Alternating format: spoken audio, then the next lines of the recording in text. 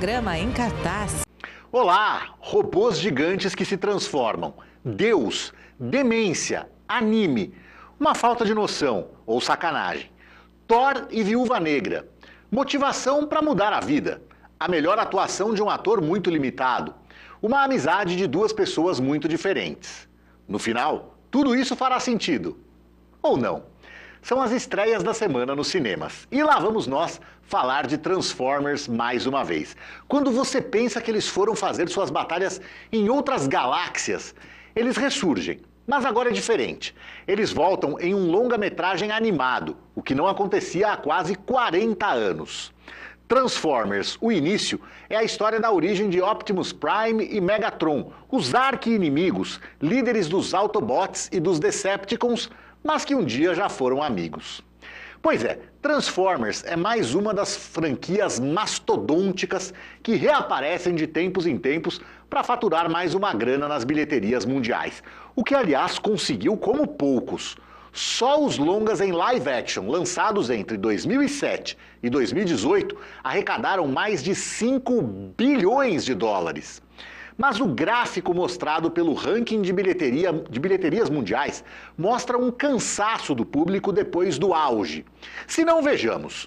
O divertido e ótimo primeiro filme de 2007, com Shia LaBeouf, Megan Fox e tudo, ficou em quinto lugar entre as maiores bilheterias daquele ano.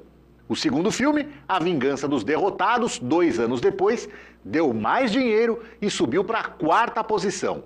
A tentativa de 2011, O Lado Oculto da Lua, foi o primeiro a passar da marca do $1 bilhão e bateu na trave para alcançar o topo do ranking. Naquele ano, só o último filme do Harry Potter levantou mais grana. Até que em 2014 eles finalmente conseguiram. Transformers, A Era da Extinção, faturou 200 e tantos milhões a menos do que o antecessor, o que já foi um sinal amarelo. Mas ainda passou da marca do $1 bilhão e, vale notar, foi a maior bilheteria do ano. Nada parecia capaz de deter os robozões, por mais que os filmes estivessem ficando cada vez mais exagerados e com cara de que não sabiam mais o que inventar, tipo Velozes e Furiosos. Até que em 2017 veio O Último Cavaleiro. A bilheteria despencou para pouco mais de 600 milhões de dólares e o filme foi apenas o 16º mais visto nos cinemas naquele ano. O que se seguiu então foi uma tentativa de reformulação com o spin-off Bumblebee. Talvez tenha sido cedo demais. Lançado exatamente nem um dia a mais, nem um dia a menos, 1 ano e meio depois que o filme anterior, Bumblebee ficou bem abaixo dos 500 milhões. Ficou apenas em 19º na bilheteria anual e passou a ter a duvidosa honra de ser o filme menos visto da franquia. Agora, 6 anos depois, que é disparado o mais longo intervalo entre 2 filmes dos Transformers, os produtores tentam mais um recomeço. E dessa vez ainda mais radical, porque agora estamos falando de uma animação. O que, por um lado, torna tudo mais modesto, porque a não ser que você chegue com uma marca tradicional da animação por trás, como Disney, Pixar, Minions, Shrek, seu potencial de bilheteria já fica mais reduzido. Nesse sentido, a opção por um longa animado soa quase como um passo atrás mesmo. Porque a estreia dos personagens no cinema foi na animação lá em 1986. Antes e depois disso, eles também apareceram em diversas séries animadas para a TV. Por outro lado, a Hasbro e a Paramount agora abriram a carteira na hora de formar o elenco de dubladores da versão com áudio original em inglês.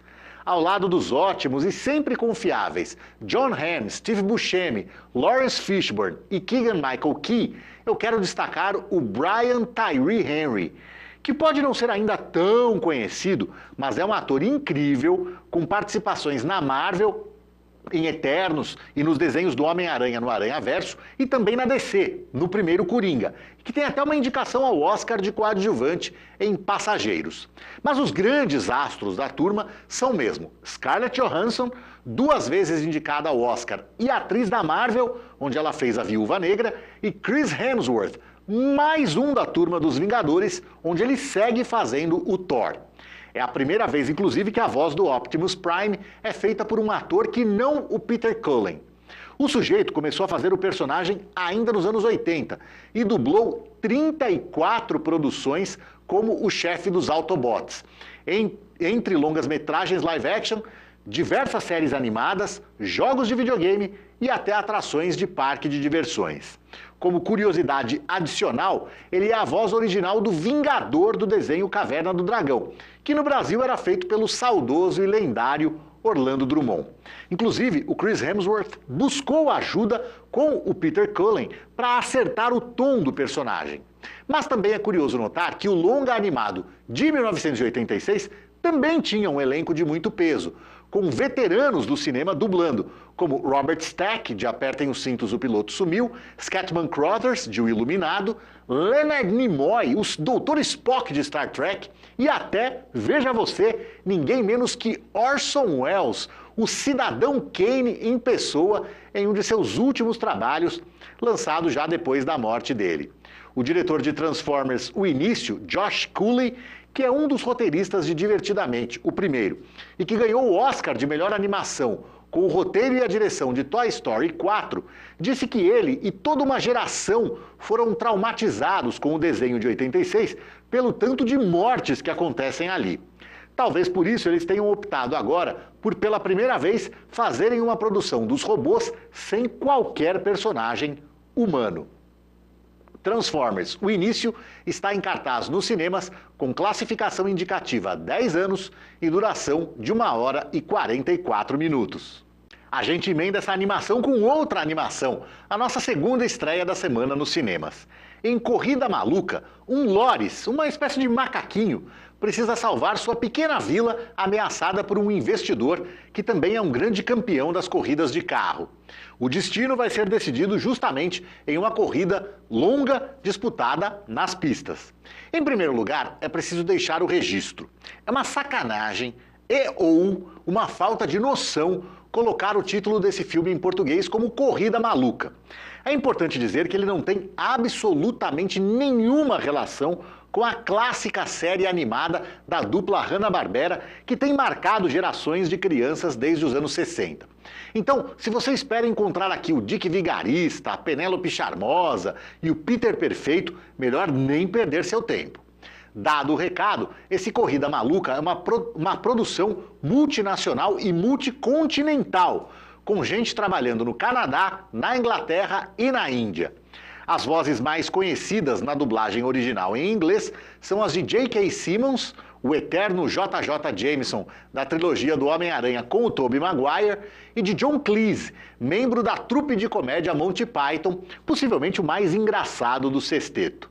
Eles trazem credibilidade a esse projeto que não é da Disney, nem da Pixar, nem tem os Minions ou o Shrek. E você já sabe o que isso significa. Assim, não espere as filas e a dificuldade para comprar ingressos de um Divertidamente 2. É mais um daqueles tantos desenhos animados que chegam aos cinemas todos os anos, mais preocupados em divertir a criançada com menos de 8 ou 10 anos por 1h30 do que em virar um fenômeno cultural e vender um monte de produtos licenciados. Muitas vezes é o suficiente.